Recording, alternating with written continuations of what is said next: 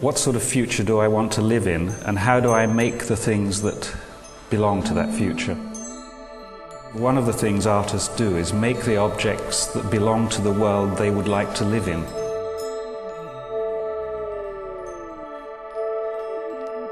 It's not only a physical world, it's a mental world of some kind, and it's in some senses a counterbalance to a world that is otherwise accelerating.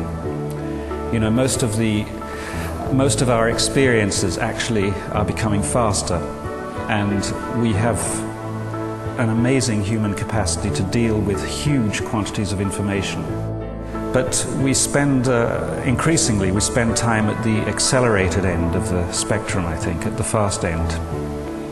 And yet, it seems to me, we also yearn for experiences that are at the slower end, and they become rarer. There's a lot happening when nothing much is happening. If you slow things down, there's still a lot happening. When you focus in on a detail, it turns out to be just as rich as the whole thing, and then you focus in on a detail of that detail, and it turns out to be just as rich. How much I can extend my sense of the present and how long I can make it feel.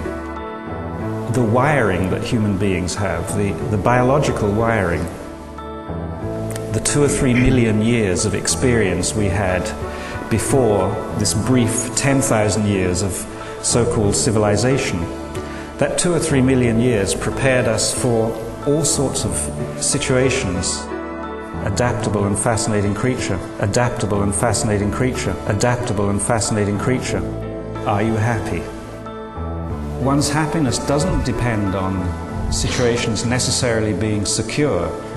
It depends on having a clear picture of who one's friends are and who one's enemies are. There are certain things that we clearly do have to do. We have to eat, we have to drink, but humans don't ever just do those things. They elaborate them with huge amounts of stylistic decoration. I say culture is everything we don't have to do.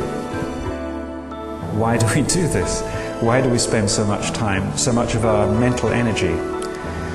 In fact, as much of our mental energy as we can afford.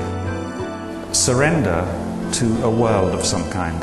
That world can be obviously artificial, or it can attempt to look real.